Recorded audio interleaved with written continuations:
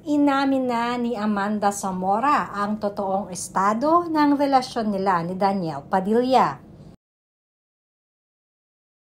Umugong muli ang usap-usapan sa mundo ng showbiz patungkol sa bagong girlfriend ngayon ni Daniel Padilla na si Amanda Zamora. Lalo pa ngang naging maugong ito ng mismong ang batikang kolumnista na si OG Diaz ang nagsalita at sinabing may bago na di umanong karelasyon si Daniel Padilla. Nauna na ngang napabalita noong nakaraang buwan ang relasyon ni DJ sa anak ni Mayor Zamora na si Amanda Zamora. Spotted din di umano ang dalawa sa Siargao na magkasama.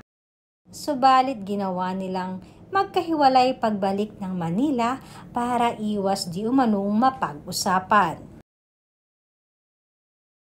Mapapansin ding close na close ang ina ni DJ na si Carla Estrada kay Mayor Francis Zamora. Katunayan ay ito pa nga ang nagkasal sa isa sa mga kapatid ni Daniel kamakailan lamang.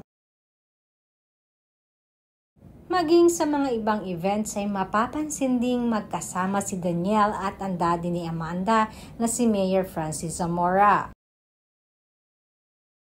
Umani din ang balitang ito ng samut-saring reaksyon galing sa mga netizens. May mga nagkomento pa nga na okay lang di umanong magkaroon ng girlfriend si Daniel. As long as wag na talaga siyang babalik kay Catherine at masaya siya, ay masaya na rin ang mga fans niya.